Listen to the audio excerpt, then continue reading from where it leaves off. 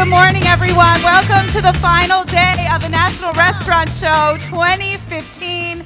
We're ending with a big bang, lots of great fun ahead on the stage here, World Culinary Showcase. And that was such a sweet moment when the exhibitors started applauding. And I just want to have another moment where we can applaud. Thank you, Siobhan, for the exhibitors. They've been working so hard. So before we start off the day, shout out to the floor. Way to go, exhibitors. I hope you can hear us in every hall.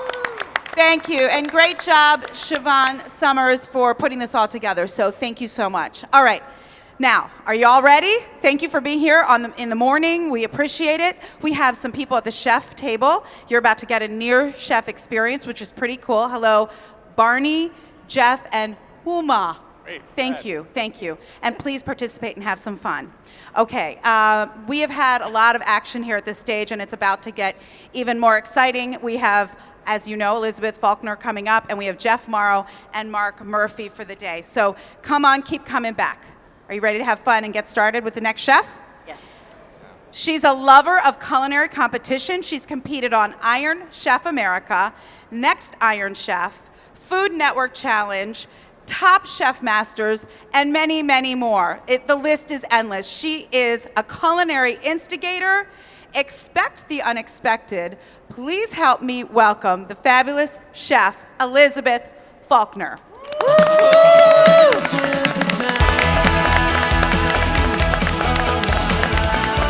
Hello, chef. Yay. Welcome. Can you hear me? Can you hear me now? Yeah. Now you can. Yes, hi. It's so fun, like that whole amping me up. I feel like I'm supposed to be competing, and I'm not. This isn't a competition, although. Yes, it is. No. Maybe. So thanks for having me here. This is very exciting. Welcome. I thought I would start off the day actually with all of us doing a little more exercise. I think we kind of need to get some stretching going. I know y'all, like me, went out last night with my friends Stephen and Fred and had a lot to drink. And so I thought it'd be cool, and I really do like this because I think, you go to all of these kind of shows and stuff that we do is so sedentary. So I really would like for you to stand up for a second. Okay. I love this. Like we said, expect the unexpected. Oh, sorry. I was actually speaking to some medical professionals last weekend in Indianapolis, and I've decided that I do love the competitions, and we'll talk more about that. But I train for them, so I physically have been a very active chef my whole life. I think of myself as being pretty fit for chefs. People used to say you should never trust a skinny chef, and I was always like, that seems like a mistake. So welcome to the new generation of more fit chefs. So I want you guys to I do all kinds of mixed martial arts stuff, and I do yoga, but I really just want everybody to kind of do a little, lifting up your arms, breathing in the day, welcoming the day. Take a nice deep breath in. And then one more like that. It's a sun salutation. And just kind of let all that, lactic acid go. So then I'm going to give you a couple of, I do this Korean sword fighting workout called Jungshin Fitness. It's something I've been doing for 10 years since I stopped playing soccer. And so we do a lot of fighting stances. So we do things like a sumo stance. So can everybody do that? You get yourself in a little sumo warrior stance, right? And it's about keeping your keep your spinal cord as straight as you can. And then we always kind of start in this position. So pretend you have a sword. You can actually you can do this with or without a dummy sword. We don't combat, but I like the idea of being ready to combat at any time, obviously, and at least looking good while I'm doing it. So you have a sword like this. Your right hand over your left, that's the handle. And imagine you have like a 4-foot sword, right? There's a lot of power. It's just an extension of ourselves. But we can do it with our hands like that or like this too. So you just lift that sword up over your head, and drop it down your back. It's not a golf club, it's not a baseball club. And then you just do a nice slice. Imagine a cauliflower right in front of your face or one of your competitors. And then you bring it back down your spinal cord, and then you make a nice slice. So again, we're breathing in, and then, because you're giving it a lot of power, right? So we can also do that cut to the left, to the right. This is my favorite, because I really feel it in all this stuff. Obliques. Yeah. The oblique. So you keep your gut in. Remember, it's hard this thing to do, right? Keep your gut in. And we can do some uppercuts if we want, but I'm just showing off a little bit. So, but then I want to get yourself in a nice fighting stance. This is a neutral position. You're defensive and offensive at the same time. You're ready. You're aware of everything that's going on around you. That's how we're going to cook today. I love this. You are the first chef to have us exercising and breathing. I love it. It's a good way to start off the day. This. I think so too. I already went for a run this way. morning. I have to Of course you did. Get rid of some of those What calories. time do you wake up in the morning? Usually. I usually wake up about 7. Oh, okay. Yeah. 7 or 8. Right. It depends on who I've been out with the night before. What was the best drink you had last night? Here, I'll ask you. Stephen. We had a Manhattan with Corval bourbon. Oh. Nice. What did you have, chef? Well, I Same started thing? off, I had a cocktail at my friend's house, which was, we had some bourbon with rhubarb syrup and lemon juice. Yum. We called it, actually it was rye, so we called it, it was Redemption Rye, so we called it Rhubarb Redemption. Of course. Everything has to have a title in it. Yeah. So I'm going to make a couple things. I am a huge fan of, nobody's paying me to talk about this, but I am a huge fan of these. We are. We love And, the Vitamix. Yeah, so I'm going to use the blender just to, I like to start off my day or after my workout with some kind of smoothie or juice. It's totally healthy. I'm really looking for protein in the morning, but I don't necessarily I don't know why all of us have these images in our heads of like, I wake up and I think I should have scrambled eggs and breakfast every day. That's not really true. You don't really need that every day. It's still good. Right. I'm not saying that we shouldn't eat like that sometimes, but we need to mix it up. So I think we all want to be a little bit healthier these days. So I thought, let's just have a little smoothie this morning. Is this smoothie in your book? Is this recipe in your book? This is not I just raided the pantry. Got It it. wasn't planned. This is your snack, right? Hungry. I'm thirsty right now. Right. It's not about you, it's about me. Okay, we like that. So I'm just gonna start with a little yogurt. One of my favorite things to do these days is instead of buying nut milks is just to make nut milk. So I do actually love like walnuts and hazelnuts and almonds just soaked in water overnight and then pureed in the Vitamix. But today I'm using sunflower seeds. And I found some Rick Bayless granola back there. It's got all kinds of nuts and some protein stuff in it. And then some blueberries, obviously really good for your brain. And then I thought, a little maple syrup. I've got a lot of Canadian friends. Hello, Canada in the house. There we go. Shout out to Canada. And I'm going to use a little mint and basil because I like a little something green and Mint has turkey been in the there. popular leaf used this year, I would say. I like a little ice just to make it cold. You know what I mean? I'll just add all that. And then I'm just going to use water. I don't really necessarily need to have more juice. Like I said, I kind of just want something refreshing and So good your for me. protein are the Yeah. nuts? And Yeah. what else? Just the nuts, right? Yeah, and I'm going to add just a pinch of salt too, Pinch of salt. because I am a chef after all. That's what we Of do. course. So, let's see. Here we go.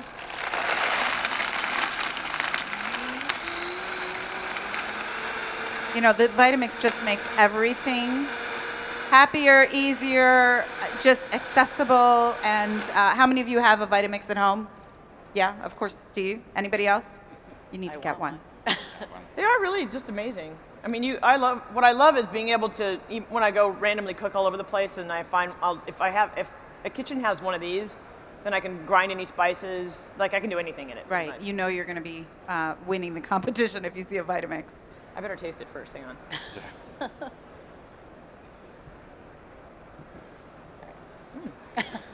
Do you have an extra glass, chef? I want to taste this. I got one for you. This is my first ask of a tasting. Yeah. I think this is good because it's got like some of that granola crunchy bits in there, and it's really not too sweet. It's not. What I don't like so much these days is like that really thick smoothie. I don't really necessarily want banana all the time in my smoothie. Right. And you don't want to taste like the grit of it or something like that. I don't know. Oh, I can't wait. Thank you. Yeah, it's kind of refreshing. I just think you can do Oh, it's so good. anything in a blender, so why not mix it up like crazy? You don't have to get stuck on what we are already used to so much. Do you like it, Huma? I do. Yeah, Jeff. Fred? Fred. Did I say Jeff? Fred likes it though. I think Jeff was supposed to be Fred. I'm only Jeff Fred. on Saturday. Okay, sorry. Hi, Fred. That's pretty good, eh? I love it. It's good. I like it. I like the mint. Barney, The mint and the basil, right? Yeah. Little mint and I, basil in there. I taste the mint. All right, so I came up with this recipe. I call it salad tartar because I am kind of a rebellious person, and I get invited to a lot of food and wine festivals.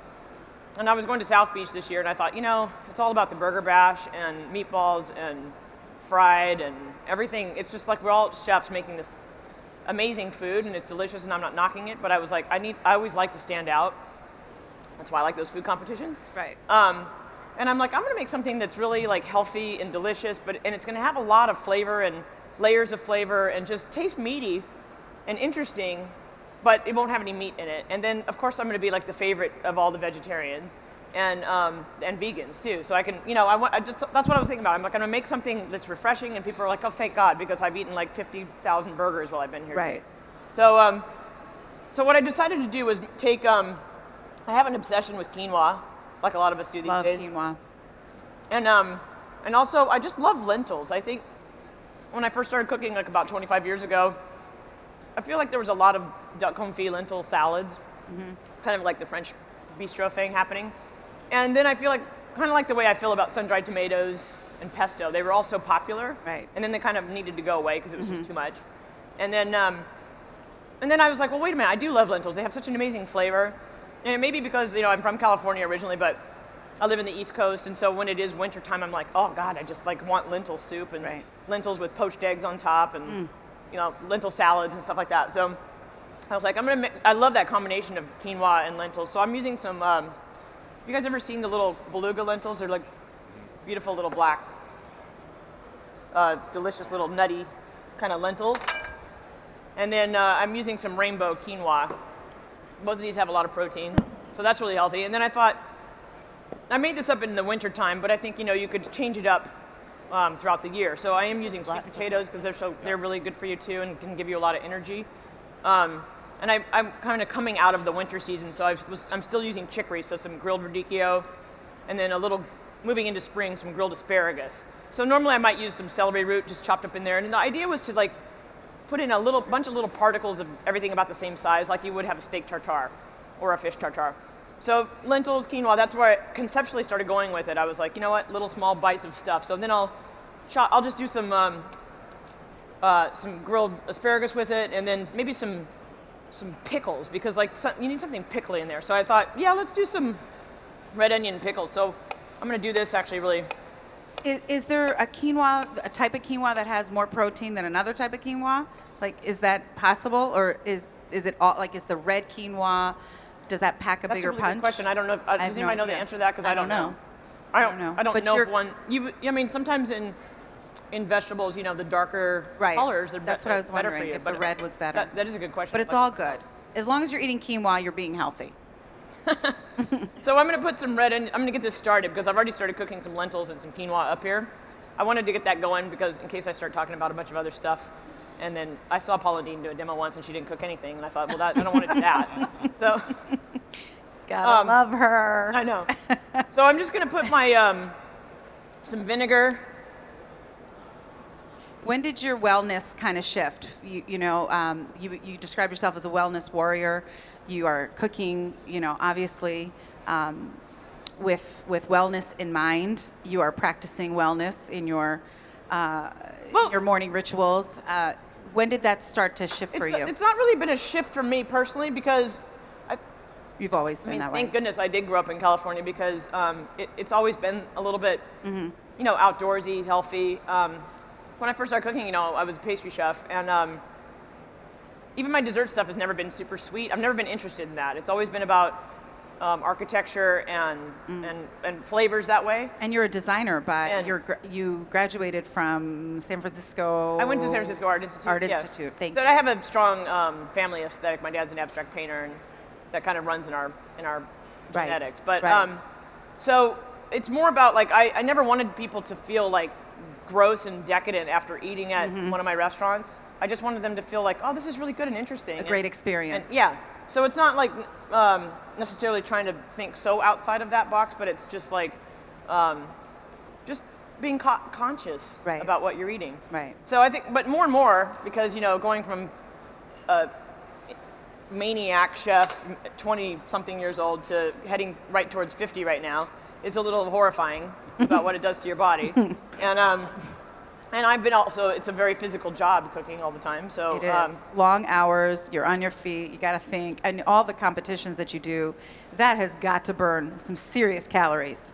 It does, but also I'm always telling like younger cooks too, like they're always like, what's your best advice? And I'm like, my best advice for you is to take care of your body, because you need to think of yourself like an athlete, not a rock star. Exactly. Because smoking, and all of us drink, so that's just a given.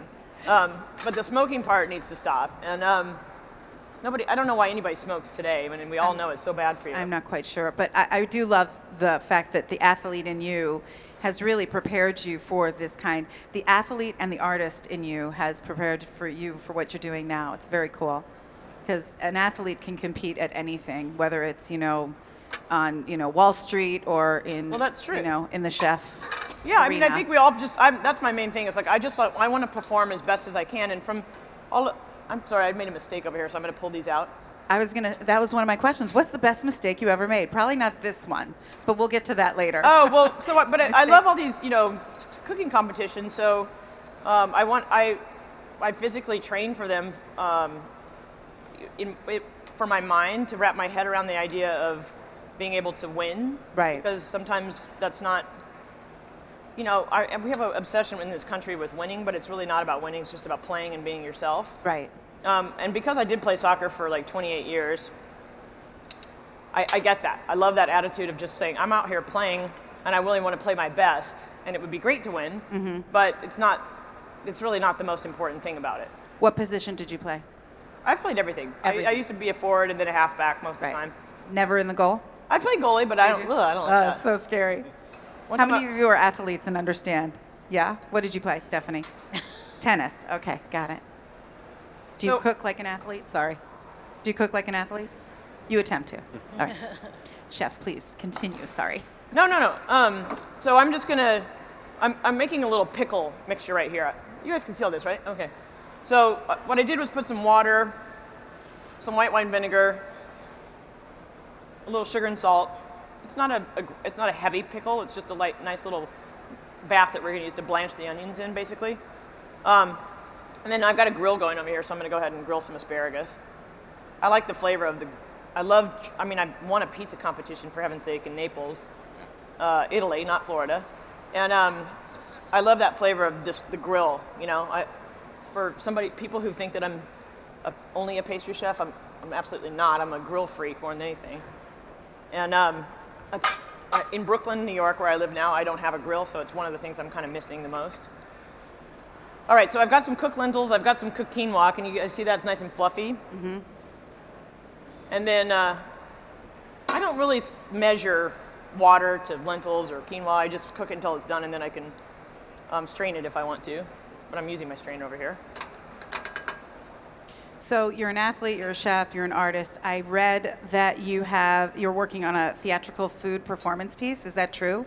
I am. I'm kind of excited about this because it's really my background. So when I went to art school, I did a lot of kind of performance film. I was doing more using film, but not in a Hollywood sense. That wasn't where I wanted to go with it. I was building rooms and installations, and I started incorporating food into some of those pieces. And I find myself really wanting to go back to, building restaurants is not unlike theater. So I find myself wanting to approach food from a theatrical standpoint again, and present, instead of being a theatrical person that wants to give you food. Right. Obviously, I come from this culinary background, so I'm just going to switch it up and really come up with some little rooms or galleries that have pretty abstract pieces. So it wouldn't be like Cirque du Soleil dinner theater kind of stuff. Right. Even though I like that too, but more just pretty unconventional, so kind of weird stuff. A new restaurant, or does this mean like a performance people go to and eat? It's a performance. Okay. So these different rooms would have, and sometimes there's some sustainability issues that come up. So I'm a big fan of caviar, and I particularly love California caviar because it's a sustainable way of harvesting eggs from fish. And so this particular piece is called Apocalyptic Caviar. And it's set in the future, and caviar is a thing of the past because we've depleted everything. Right. And it's a little scary, and you have to stick your hand through a virtual ant hole to get to the caviar. And it's weird. Right. And it's fabulous. I've already done it one time, and people were just like, where does this come from? Right. And so, you take the caviar on your little latex glove. We put some creme fraiche and toasted breadcrumbs and chives on it, and you eat out of your hand, which is an unusual way to eat Unusual caviar, right? So, Not but I like typical. playing with people like that. Right. And when will this happen? When will we be able to see it? Will this Well, be in New York? I've been working on a memoir book for the last year, so I'm almost done with that. So as soon as that's done, that'll be my next project. Okay. Awesome. Yeah, so You have a lot on your plate. people are always like saying, where's your restaurant? I want to go to your restaurant. I'm like, I've already been there and done that. So I'm ready to move on to the next. Right. You're ready. that. You've taken it to the next level. It's all about the experience. I've got friends who are opening restaurants now, so. Where is your restaurant here? Where are you from? Provincetown, Massachusetts. And are you opening a restaurant? We are. It's called Strangers and Saints. Say it again. Strangers and Saints. Strangers and Saints. Rangers That's a and great name. Saints. In Provincetown, did you say? Provincetown, Mass. Uh-huh. Awesome. All right, so can everybody see this? I've got my little pickle mixture boiling. I'm going to just pretend I didn't drop those onions in, because what I'm doing is kind of just slow blanching it. So I just dropped these. It'll kind of retain some of the crispiness. So I'm just dropping my little pieces of red onion in there. I'm going to let it come back up to a boil, and then I'll take it out. And I'll do that a couple times, and it's just like a nice way to kind of give the onions take out some of that sting from it and that rawness, and give it a pickly flavor, but still kind of fresh at the same time. And I've got asparagus over here. I already have some roasted sweet potatoes. I happen to be a huge fan of the purple sweet potatoes. I've been finding some of those in my little market around the corner, and they're just kind of smokier flavor. Do you guys like sweet potatoes? Yeah. And then I also thought we would grill some radicchio. That's so great on the grill. Do you like sweet potatoes better than yams? Do I like sweet potatoes better than yams? I like all that stuff. I really love different starches for all different kinds of reasons too. Like I love even I'm a big fan of all the molecular powder chemistry stuff, and I think it's so, and especially like those Japanese, what are they called, shirataki noodles that are made out of, a yam. Yams, yeah. And they have no calories. They're really cool. We need to know about those. I know. Calories. Something My good next with demo no will be with calories. those. Yeah. Fred, are you opening the restaurant too? Are you part- actually the same one? Same one? That's what I thought. Okay. Oh, it's working. Yeah. All right, so I'm just going to put my little quarters of radicchio on the grill too. So you don't have to peel it all. I want to retain little some bit. of the crunchiness from it, Right. but I want some of that char on the Right. and the bitterness. So I'm just going to start building this mixture over here anyway. So we'll put our quinoa in a bowl. What was your favorite competition out of all of them? Could you pick one? Or Oh man, they're all so different. I know. I mean, I did Cutthroat Kitchen Superstar Sabotage last year, and that was really fun. Oh my gosh. So that was just wacko. Did anybody see that? That just sounds scary. You watch that show? I love that show. Who watches it? You do? Did you see it? No? Did you see it? Okay. Cutthroat Kitchen. Was the word redemption in there? No. No, Superstar Sabotage, but it's Sabotage. Thank yeah. you. It was just fun because it's just ridiculous. You bid on sabotages Right. for your competitors, and so by the end, I was in the end with Fabio, and had to make banana bread with no pans, and had to use banana leaves and banana skins. How And did I you managed do? to make Did something you really beat- cool. Did you beat Fabio? I didn't, because it didn't look like banana bread. Oh, okay. Because I couldn't bake it in a pan. Right. I had to do like a tamale of it. Right. Which Antonio thought it was really clever. Right. But it didn't look like banana bread. That's part of the Okay. show. So, but it was so fun. And then recently I did an episode of Guys Grocery Games All Stars that hasn't aired yet, but that was fun. And you've judged as well, correct? You know what's so fun about that show? What? Sprinting with a grocery cart through a grocery store with no people.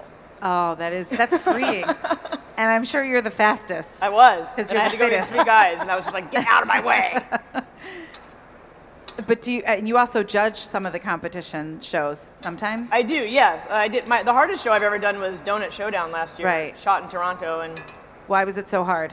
because I had to try 9 donuts a day. Oh, come on. days in a row. That is against your wellness warrior. That was horrifying. Oh, it's mean. It's mean. My agent called me and said, "Do you want to do an ice cream show?" And I'm like, "No." No.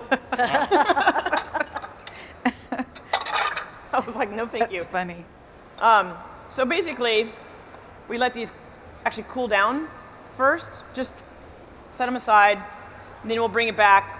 We'll do that. You know, you can do it 2 or 3 times. I like to do it like 3 times. It just makes a nice little onion pickle. The other thing that we have over here is some hard-boiled eggs, and that's going to be something kind of optional. No, it's not. Never mind. Does anybody have keep track of all my questions for stuff the here. chef? Oh, please come over here. Hi, Jackie. Anybody have questions? I need one little saute pan. Chef, I have a question. Huma? Yeah, I have Go a ahead. question. This type of lentil, I've read about it often, but I've never seen it in the store ever. Like, I know you can get everything online, but where would you even get this type of caviar I think lentil? that came from Whole Foods, actually. Really? Uh-huh. Oh, I've got to try that. I think it's from the bulk section. Yeah. Because yeah. I usually see it in the bulk section. But you could use whatever lentils. I live in Brooklyn, New York, and I have this great store, Middle Eastern store called Sahadi's. It has amazing spices and tons of stuff. They don't have the beluga lentils, but they have just some little green ones that I use all the time. Thank I you. have every lentil in my pantry but this type. Uh-huh. So that's why I was curious. You're learning something new, Huma? I am. Jackie has a question for you, chef. Yeah. Good morning, Chef. I applaud you on the wellness issue. I'm actually a physician, and I'm opening a restaurant in Miami. It's called White Star Cafe. We're going to be gluten-free, allergen-friendly, organic, and non-GMO. Wow. And I'm sitting here watching, and I almost have tears in my eyes because I think you've been one of the only presenters where actually the entire plate has naturally been free of all those things that we've been filtering out in our restaurant. Uh-huh. So my question to you is, well, my question is, am I crazy to open a restaurant like this, or do you think that this is a really valuable trend and it's something that's needed in the restaurant community? Maybe turning it on its ear a little bit. How hard is this fight? In other words, I got to be honest with you. I don't think it's going to be an easy fight because you still have a culture that's dominated by people wanting to eat animal protein 3 times a day.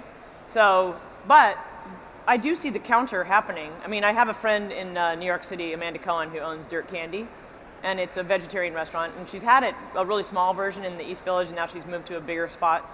And so she has a lot of fans, but how do I say this politely? The audience is kind of cheap.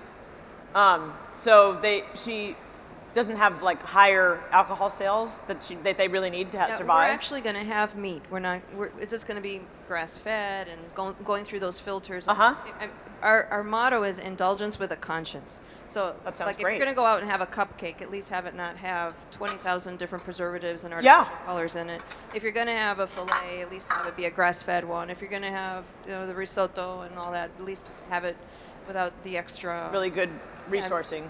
Yeah, that's taken me about 3 years alone. When is it open? I think that sounds great. In the next couple of months, I'd love to give you my card and maybe you can come by. Miami? Okay. Miami? Okay. It's in Miami, so I know y'all go down there every once in a while for that big festival we have. Yeah. Thank you, I Jackie. think that sounds really right on. Well, we're wishing you luck. We're wishing you luck. So I'm going to drop these little onions again in my mix real quick. This only needs to happen for I'm doing a very small amount. You can make a lot of these, and then you can cool everything down and put it back together and keep it for a while. But so I'm just doing that.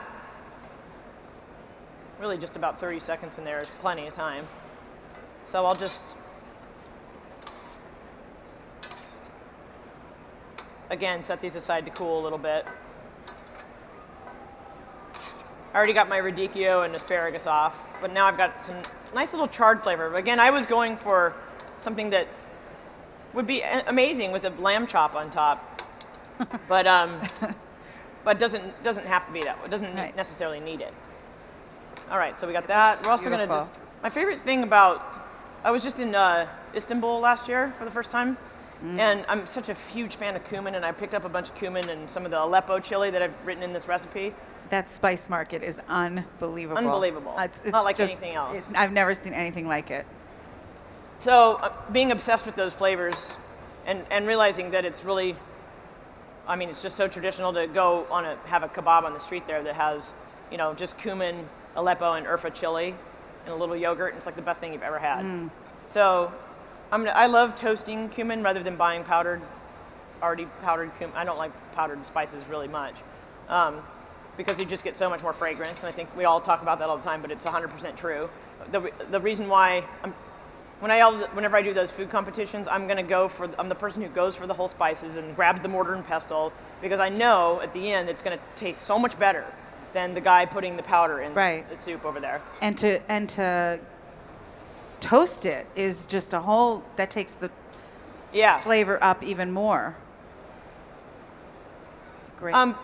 I was telling you about Cutthroat Kitchen, but my absolute favorite was the Next Iron Chef because I came in second place. Right. So. It wasn't that I came in second place that was so great. It's just that I was on the show that long. Right. And I kept being played as the underdog. And I was like, I'm not the underdog here. I don't know why they keep saying that. They underestimated the pastry chef. That's right. Exactly. It's television. So I could smell that. I got a nice hot dry pan. You guys can probably smell it already too, right? Do you all smell Love it? Smell it. Yeah. Love it. And so familiar. Oh, it's home.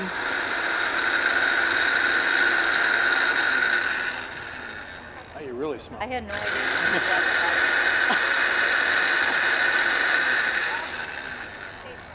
I just You've like the way that convinced looks. me. I never thought you could You use convinced Vitamix. me now to buy a Vitamix.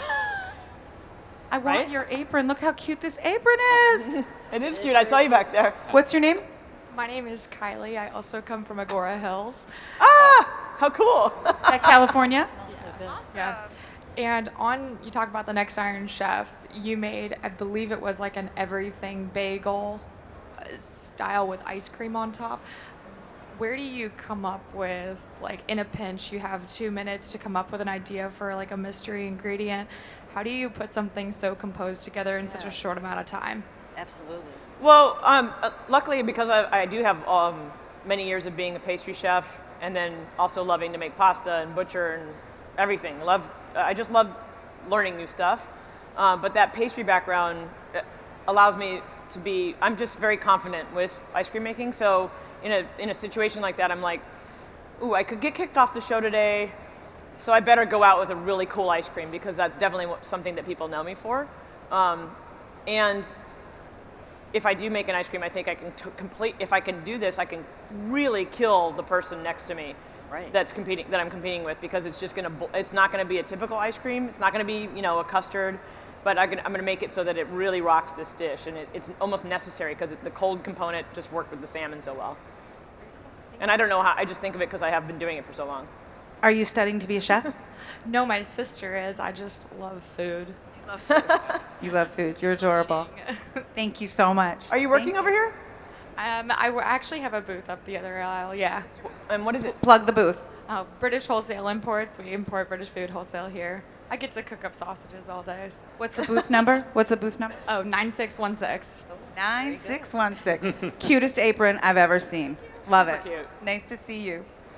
All right, so before I forget over here, we're gonna mix some yogurt. This is just something I like with everything that's going on with all these flavors and grains, legume. But some yogurt with this Aleppo chili. If you guys have never had Aleppo, you kind of need to check that out because all chili peppers have different flavors. What is Aleppo? And it's Tell just me. it comes from over there in Turkey, and it's just got it does have a spice, but it's fruitier. But to describe the chili, I mean, every chili pepper has so many different flavors. So it's just something that I think in the Mediterranean kitchen really works with the lentils and quinoa in this instance. And then I'm gonna put a little bit of cumin in here. I'm gonna use a little bit in the yogurt and a little bit in the salad too. Like a right though. And that's just gonna be so tasty. This could go with just about anything. Some pepper and a little bit of salt. Chef, is this like a riff on a raita? Is it a riff on a raita? Well, not really. I mean, it's just a yogurt sauce. I'm gonna put a little bit of orange zest in here. You guys all know what raita is? It's like cucumber usually, but it could have just herbs and yogurt together. I think there's a lot of crossover in some of those ingredients as they've moved throughout the world. Right. And that's what we still do. We still move cultures and ingredients around like languages. What's your go-to kitchen tool? Like You have to have it. Love it, love it, love it. Favorite. Sometimes I get to ask that question, and then I'll be like at home going, "This is my favorite tool." I know. I have I'm to sure it remember, and then I'm changes. like, "Oh, wait a minute." That zester, I think, is just A microplane always is pretty handy, yeah. a microplane. Yeah. All right, so that's done. I do like the blenders. I love a mortar and pestle. I love a mortar and pestle because it's just this The old- real deal. Yeah, it's just stone. Right. I already have some cooked eggs. What else am I making here? Okay, we're just gonna chop up some of this asparagus for the mix. And like I said, like in the wintertime, I was just using celery root raw and chopping that up and putting it in the mix. I was thinking about English peas and changing up the lentils to maybe be the red ones instead. Is it just regular yogurt or is it Greek yogurt? Do you like a Oh, I used some Greek yogurt. Greek yogurt? Yeah. It looked very strained. And then I also, you know what else I like so much is sheep's milk yogurt, Yeah. goat's milk yogurt. Yeah, it's just that little funkier flavor. Tang. What's your thought on dairy, Chef? Are you dairy free? No, not at all. Oh no, I'm not. I eat everything, by the Okay. way. I'm not turning into somebody who is. Right. I mean, I eat gluten. I eat everything, but I'm very cautious about what I eat Right. on a daily basis. Like I know if I'm gonna, last night I ate a lot. I'm gonna eat at a nice restaurant tonight. Where are you so- dining? Ada Street. Okay. And where did you dine last night? I went to The Girl and the Goat for the first time. Oh, you did? Yeah. Wasn't it was awesome? Amazing. Yeah, it was so good. Yeah. The butter alone. And I'd never been there. I do all these events and see Stephanie everywhere, but then I Right. had just never been to the She's restaurant. so great. Yeah. And then the little goat is awesome too. Across Well, the I street. just think there's so much fun stuff here. I'm really good friends with Mindy Siegel too, and I love her right. restaurant. The pastry chef and you. Yeah, of I'm you. friends. We're the tightest group. Really? The pastry people. Yeah. We're very supportive of each other too. Yeah, of course. She has a new book out that's great called Cookie Love. Cookie Love. Does she still? Is it hot chocolate? Is that what her Yeah. restaurant is? She still have that? Uh huh. Awesome. So you guys can see I'm just kind of almost like julienning this little That looks great. quarter of radicchio. This is it's pretty much a kind of a rustic refined dish, I guess, in a way. But I would use, if you didn't want to use radicchio, you could use some kale. You could grill it or not. You could just chop up some nice Tuscan kale in the mix. And then I want to add some of my spices and stuff here. So, I've got some nice dry cured olives. Love dry cured olives. They have a nice kind of umami thing going on. Some sunflower seeds, a little bit of honey. You okay? And speaking of supporting each other, I know that you were president of the women's. Okay, where is that? Oh, the Women's Chefs and Women's Restaurateurs? chef, right? The women's chef and restaurateurs, and you just stepped down. You have a new president. Who is that? So I've been a member of this organization that was started by Lydia Bastianich and Joanne Keeling from Providence, Rhode Island, and Joyce Goldstein in San Francisco, Barbara Trop, who was really kind of the founder of it, and then Mary C. Milliken from Los yeah. Angeles, and Not Elka Barbara Gilmore, who Lynch? was my chef, who was my boss at the time.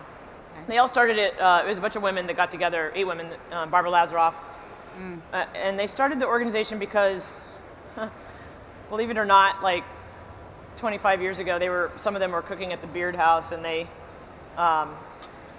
male chefs came out with their toques on, as everybody wore back then, and then the women were asked to do the can if they wanted to. Stop it. And so they said, "This is insane. Like we can't. I mean, what's going on here?" Right.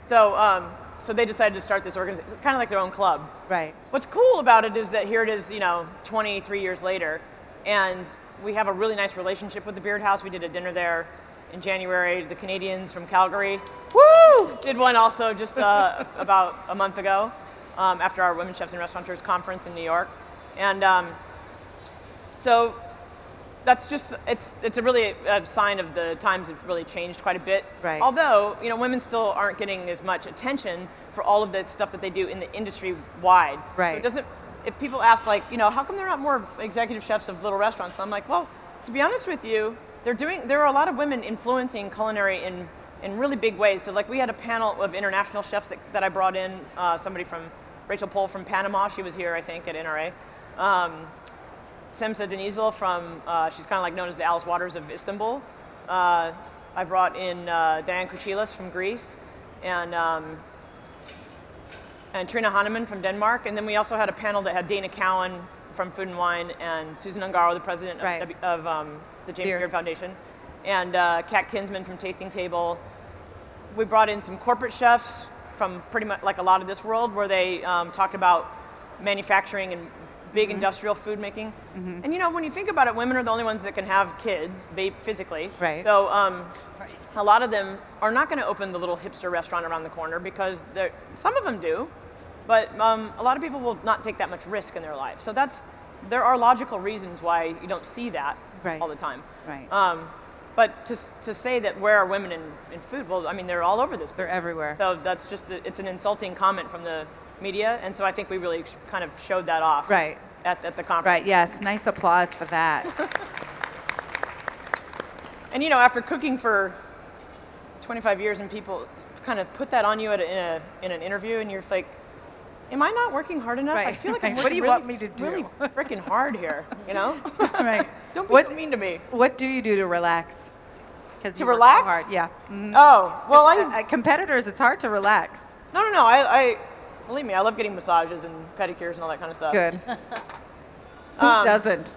What else am I missing here? I'm just gonna start building this because I don't want to forget things. I've got food all over the place here, and everybody's hungry, right? Yes, You guys hungry? Yes. Yes. So I'm gonna just chop up some of this already roasted sweet potato. Perfectly roasted, I might add. Yeah. Better. I think you'll just like all these. I know it's a lot of stuff going on, but I mean, a lot of these things you can kind of make ahead of time. Just deal with it. It just takes time to make good food. That's how it is. Right. It's funny because like I have been on like over 30 competition shows at this point. So because people always come up and say, "Oh, I love your show," and I'm like, "That's so funny. I don't really have a show." Right. But I Just feel on I might television feel a like I lot. do at this point. Yeah. Right. You are a free agent. But I'm so crazy about that genre of shows. It just sort of happened while I I've been think cooking. I think it was meant to be. Yeah. Sure. Do you have siblings? I have two brothers. Yeah, one's a rock musician, And what's the other? and my other brother Ryan, my little brother is moving to New York right now as we speak, from Los That's Angeles. Fun for you. And Is and he an artist? He is. He's a storyboard artist in the Guild, so he does a lot of films. Oh. He also has been directing some, and he's also been a dancer for Beck, Wow. the musician Beck, which Wow. my other brother's on tour with right now. And yeah, I know you think Beck. I don't really know that he Dancing. had dancers. Right. But That my doesn't brother really was make the sense. dancer. That's so cool. And it was pretty wild. It was very cool. I mean, your family is just overflowing with the arts and talents. And your dad, you said, tell me about your dad and mom. They're My dad is an abstract painter. Right. And lives in Los Angeles and in Maine in the summertime. Oh. And with my stepmom. And my mom is a dietitian. interesting. Yeah. So It's a great combination. Well, and hello, that's Right. I'm the combination. Exactly. DNA is so cool. That's so wild. It's so And I cool. never thought about being a chef growing up. It didn't hit me until I moved to San Francisco and was in college and working at Williams-Sonoma.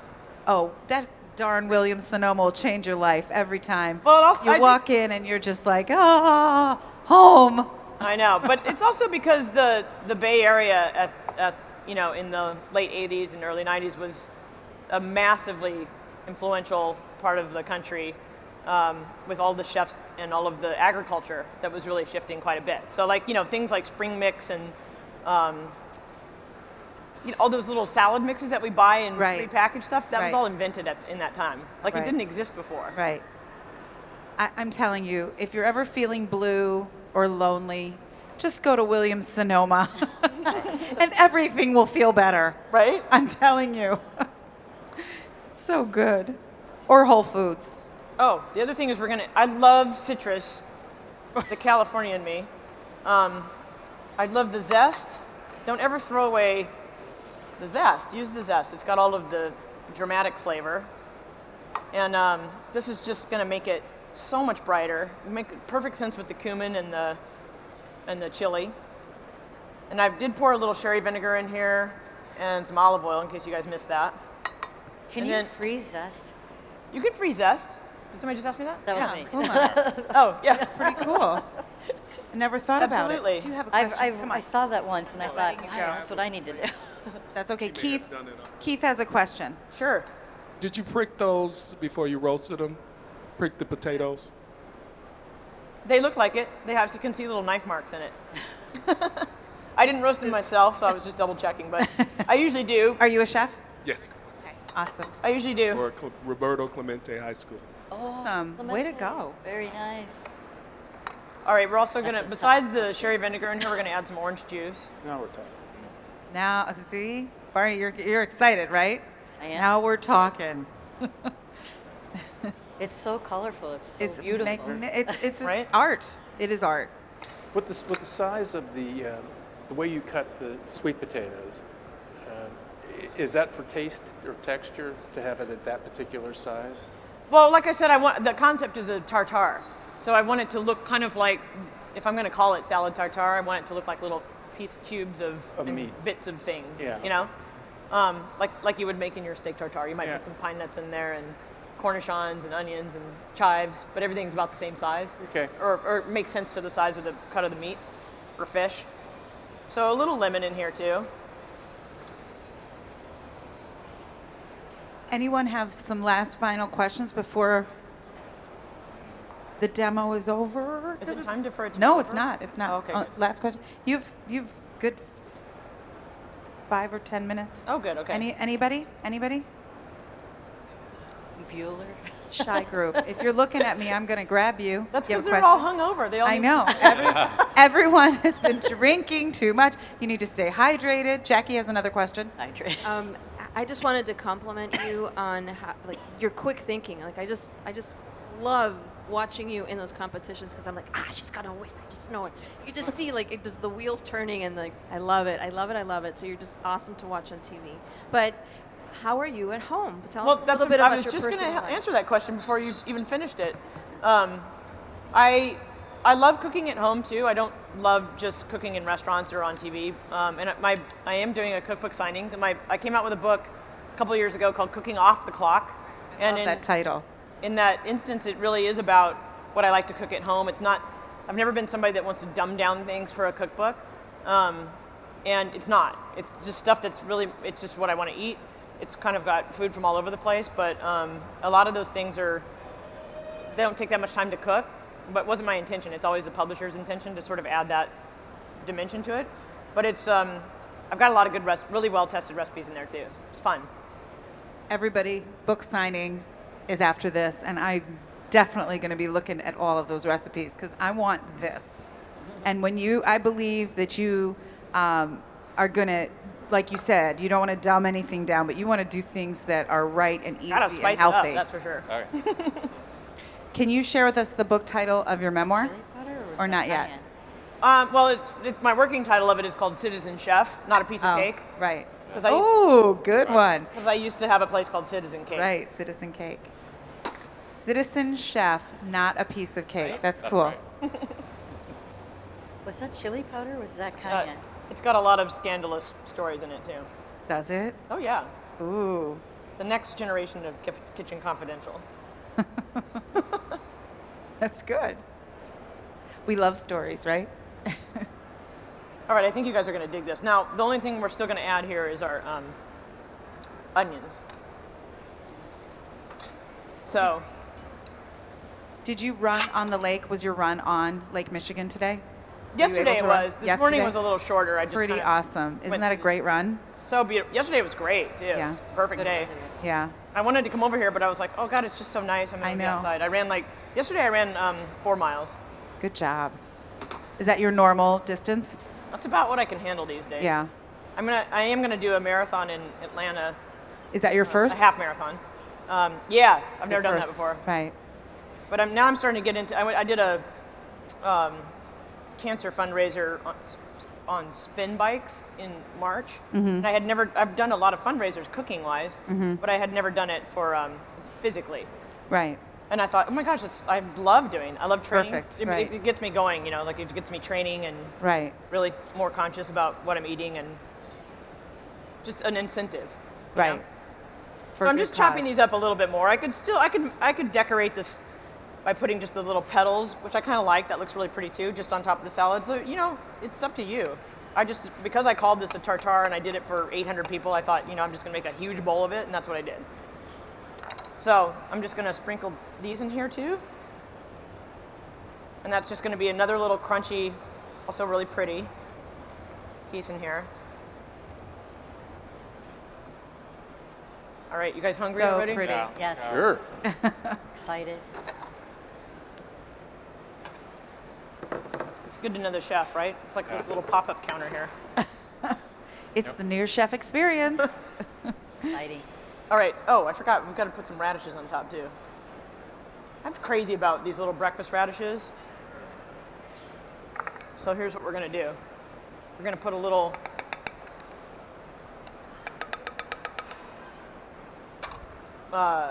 spoonful of this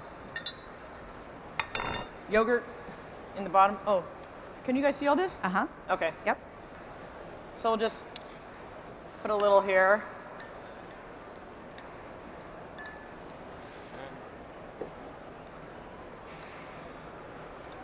And then I think we'll just spoon some of the salad on top. I think you're also the first chef that hasn't had someone right behind you. I know Yeah. I know you're ready. I know you ladies are ready to help, but you are really out there on your own, and you're all about a team sport. You are the team right now. Well, I like to travel with a team too. I know. I cooked at the Kentucky Derby this year. Oh, you did? That's fun. Did you wear a hat?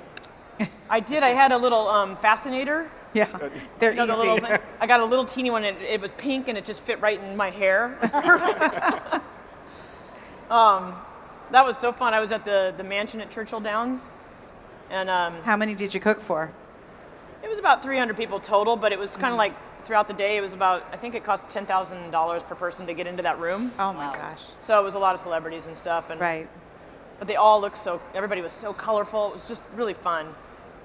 And we had lots of mint juleps. It was all good. That's fun. So I'm just gonna slice up a little. What Radish on top. What do you serve for $10,000? What do you serve at 10,000? Yeah.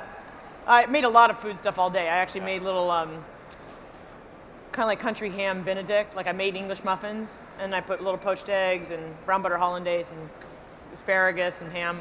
Yeah. And then I had like a smoothie on that first day. The next day I had a juice bar, so I did a lot of really cool juices. Right.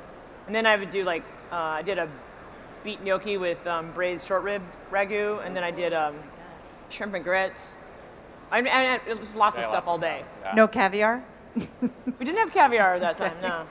I made a really cool dish up though. It was I love making homemade pasta, so I made a Sicilian style, like just hot water pasta with saffron in it. And it was kind of like a combination of like, almost like a cavatelli meets an orecchiette. So it wasn't all the way making like a little ear, but it was just this cool little dumpling. And then I put things like anchovy. I'm telling you because it's just such a powerful combination. It was anchovy, pine nuts, citrus zest, capers, and some calabrese chili. And then I just put tuna tartare on top with fennel pollen. Oh my God, it was like one of the best Yum. things ever. Yum. So I got sunflower seeds, a few little radishes, and then I have some. How many chefs are in the audience? Raise your hand. How many chefs? And how many? Hi. God. We have a celebrity chef in the audience. Chef Elizabeth. You see who's Terry French back there? Hey. I see a lot of people I know. Hi. How many restaurant owners? So Any restaurant owners? We have softer than Okay. hard boiled. So what we're just gonna do is put a little egg on top. So these are a little soft, but that's okay. It'll be even more like steak tartare, right? Little egg on top. I'll give you a little bit of white too. You can set it down. Okay. I was showing it to the camera. Ah. I guess Chef, you know if you're a prep cook, do you really. call yourself still a cook? I'm sorry, say that If you're a again? prep chef, do you still call yourself a chef? If you're a prep chef, do you call yourself a chef? Yeah. Um, I'm a prep chef, so that's what I was asking. I think that's what she's getting at. well, I mean, I think you're still. You can call yourself a chef pretty much any time you want these days. But if you think of yourself as a chef, call yourself a chef. I do. What's this? This is some Maldon salt. So I'm just going to put a little bit on that egg because it doesn't really have any seasoning. Again, it's nice, crunchy. I love Maldon salt. And then I love little micro cilantro, but I also just love cilantro in this dish. It makes sense with the cumin and the chili. Right. So just a couple little leaves. I'm being a little fussy about it. It doesn't have to be that way. We appreciate it. I was going to say, I you. think they do. Bon appetit. Oh, my goodness. Looks great. Beautiful. I want to see all your faces of this medley of just deliciousness you're about to But take in. Are we all jealous? We're all a little jealous. Well, I've got more. terrible. Fred, tell me tell me all the horrible things you're. No, go ahead. I love the yogurt You my favorite. okay? Nice with it, right? Yogurt. and the egg. See, and to me, this is like it's not, this isn't like necessarily a lunch thing. I would have this for breakfast. Yeah. Or, I don't know why we don't eat salad for breakfast. The orange is like an underlying flavor. Yes. Uh huh. And you probably wouldn't know it was there unless you knew it was there. You knew it was there, right? It's really good. Right. Barney, what are you tasting over there? There are so many different flavors That's what in this. I mean, Here you go. it's tremendous. Thank you, chef. Can you reach? Thank you so much. Oh my goodness. I'm so excited. Okay, Huma? You can't talk because you're eating. Beautiful, beautiful layers of flavor. There's like a different flavor in every bite. I love it. It is. I absolutely love it. This is so beautiful. And when you look at it and then you taste it, you just want to live better.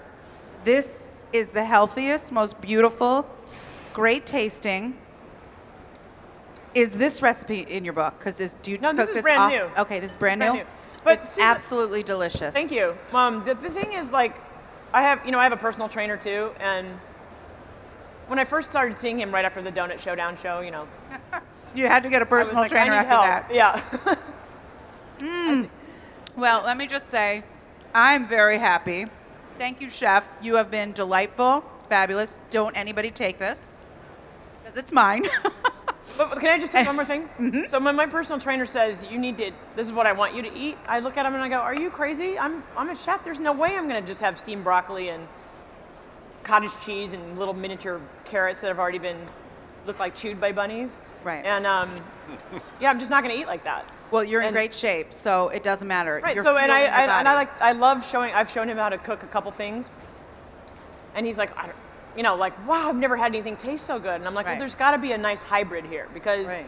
I don't want to deprive myself from eating beautiful, delicious things. And I just know so much about ingredients and flavors and how Right. to really build that. So that's what I'm excited about right now. I really want to make stuff, whether it's savory or sweet. I want to make Right. stuff that's like captivating, delicious, kind of reminds you of something, but I've never been there before. Okay, this is captivating. Thank you so much. We love everything that you're doing. We're going to follow you in all your new ventures, your memoir, your theatrical piece, and everything that you do. Can't wait to see your book. Everybody know that the chef is going to be signing her book next door, Cooking Off the Clock, which is a great title. Love everything about you. Thank you so much for being here. Thank you. You've just brought a lot of joy to us. Thank you, Chef Elizabeth Falkner. Thank you, audience. Thank you all so much. Coming up next, we have Jeff Morrow, our sandwich king, and that's going to be a lot of fun, too. So that's back in 30 minutes. Chef Jeff Morrow. Thank you, everybody.